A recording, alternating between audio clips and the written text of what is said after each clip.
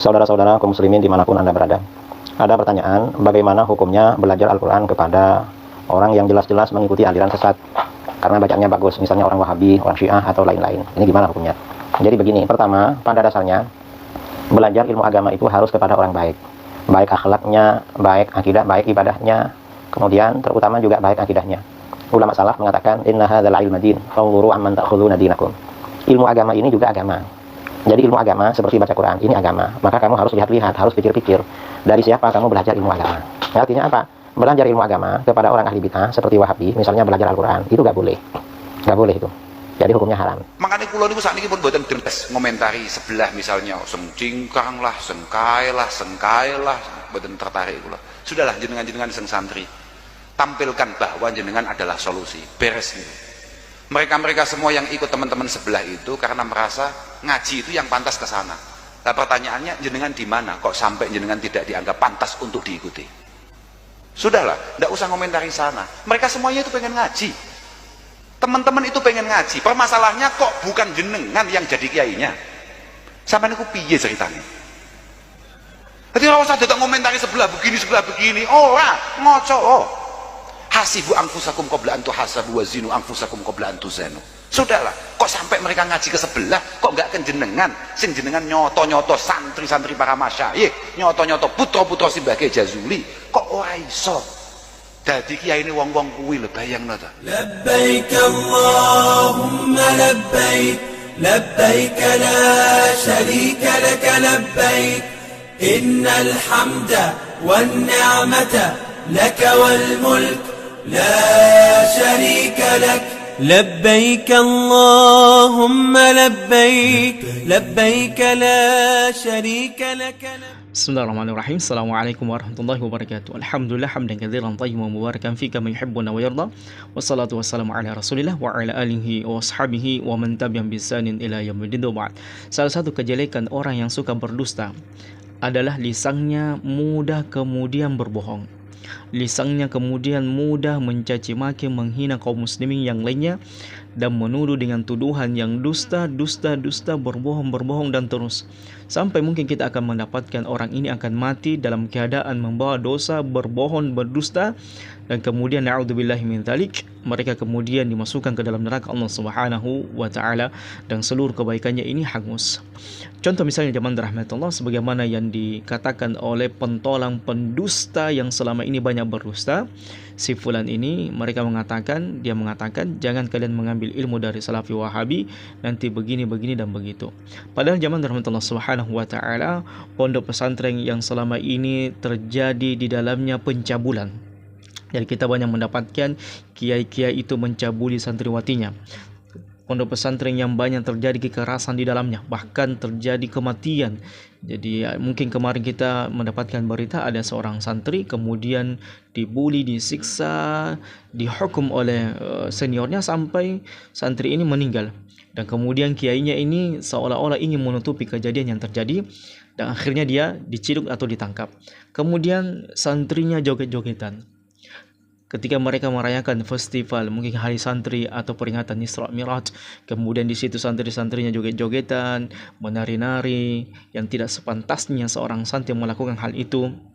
Kemudian mereka berdendang joget-joget sambil mungkin ada yang pacar-pacaran. Na'udzubillahi min dzalik, tsumma na'udzubillahi min dzalik. Jadi framing yang dibuat si pendusta ini adalah ingin menggambarkan Salafi Wahabi itu pesantrennya atau tempat pengajarannya seperti ini dan seperti itu. Padahal zaman rahmatullah Subhanahu wa taala kejelekan dan keburukan di pondok pesantren mereka ini sungguh sangat luar biasa, tidak masuk di akal. Jadi bagaimana mungkin zaman rahmatullah yang kita haramkan anak kita masuk di pondok pesantren itu, bagaimana mereka bagus bacaan Qur'annya, mereka kemudian bagus ibadahnya, mereka kemudian bagus tutur katanya, mereka kemudian terhindar dari pengaruh-pengaruh negatif seperti orang-orang yang ada di diskotik yang sering joget-jogetan, yang sering dandutan.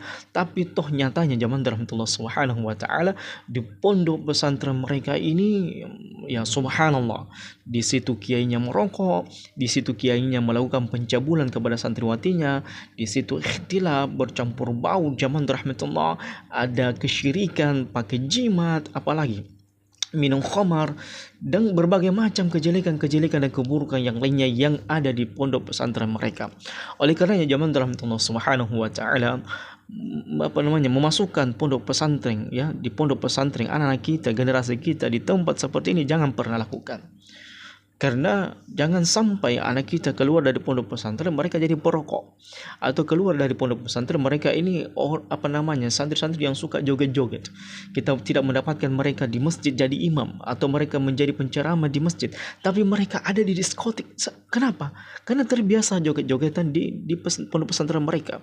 Ataukah mereka ini terjadi aksi kriminalitas seperti kekerasan, bully dan sebagainya, yang kita harapkan anak-anak kita ini ketika mereka keluar dari pondok pesantren mereka kita dapatkan di masjid, mereka jadi imam, atau mereka kemudian sementara berceramah, atau mereka sementara mengajarkan ilmu. Tetapi kalau ada pondok pesantren, ya, kiainya merokok, kiainya mencabuli santriwatinya, kemudian kiainya mengundang artis-artis untuk menyanyi joget-jogetan, na'udzubillahi min dzalik, tsumma na'udzubillahi min dzalik. Apa bedanya, ya, anak santri yang ada di pondok pesantren dengan anak-anak yang rusak mental mereka, banyak maksiat dan dosa di tempat diskotik? Apa bedanya? Jangan terlalu. Cuma beda nama saja, ya, beda nama saja. Kalau santri yang selama ini, ya, kalau kita dapatkan di pondok pesantren Salafi Wahabi itu, anak-anak dididik untuk bagaimana menghafal Quran, mencintai hadis Nabi SAW, menghidupkan sunnah Nabi SAW. Mereka tidak diperdengarkan musik-musik yang haram di dalamnya, ataupun musik yang katanya islami. Tidak mereka dipertontonkan wanita-wanita yang membuka aurat-aurat mereka sambil joget-jogetan. Tidak ada. Karena murni mereka kalau di pondok salaf itu, Masya Allah, anak-anak diajarkan bagaimana mereka menjadi anak yang soleh, yang kelak mereka akan menjadi penerus bangsa, yang kemudian akan berbakti kepada kedua orang tuanya, dan kemudian membangun negeri ini dengan pengamalan-pengamalan yang mereka dapatkan di pondok pesantren. Tidak seperti ya notabene-nya mereka yang selama ini berteriak-teriak jangan masukkan anak anda di pondok pesantren Salafi Wahabi nanti menjadi radikal. Tidak ada bukti zaman rahmatullah. Semuanya hanya sampah kebohongan yang mereka sebarkan, yang mereka tebarkan. Karena kenapa? Mereka takut jangan sampai mada'unya ini mereka lari semua meninggalkan pondok pesantren yang selama ini banyak kerusakan-kerusakan di dalamnya. Sehingga zaman rahmatullah subhanahu wa ta'ala dalam perkara ini Nabi SAW mengingatkan kepada kita semuanya, inna min asyratis sa'a ayyul tamasa al-ilma indal asagir. Rawahu Tabarani fil Kabir wa Ibnul Mubarak fi Zuhud an Abi Umayyah al-Jumahi wa Sahih Albani fi Sahih. Nabi SAW mengatakan dalam sebuah hadisnya, di antara tanda hari kiamat adalah ketika ilmu ini diambil dari orang-orang asagir. Di sini Abdullah Ibnul Mubarak mengatakan as-saghir di sini adalah mengambil ilmu dari ahlul bid'ah. Ahlul bid'ah yang banyak melazimkan bid'ah mereka, yang banyak menyebarkan ajaran-ajaran bid'ah mereka. Mereka membela amalan-amalan bid'ah mereka. Mereka memusuhi sunnah dan ahli sunnah. Mereka kemudian mengamalkan amalan bid'ah, kemudian mengatasnamakan mereka aswaj ahli sunnah wal jamaah. Ini adalah bentuk kedustaan, kebohongan dari orang-orang yang sering berteriak Salafi Wahabi radikul, Salafi Wahabi ahlul bid'ah, ahlul ahwa. Justru mereka lah orang-orang yang memusuhi sunnah dan ahli sunnah. Maka kita menyaksikan dewasa ini, ya, banyaknya orang-orang yang dandutan dibungkus dengan salawatan, dandutan maksiat, pacaran di tempat dandutan tersebut atas nama salawatan, merokok, menyanyi-nyanyi, ugal-ugalan. Mereka ini adalah orang-orang yang merusak agama Allah Subhanahu wa taala atas nama Islam.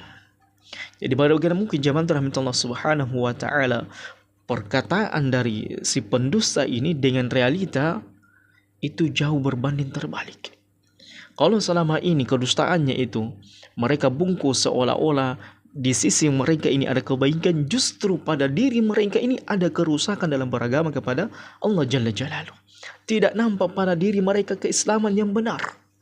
Tidak nampak dari dalam diri mereka sunnah tauhid yang benar kepada Allah ketika mereka beragama kepada Allah Subhanahu wa taala.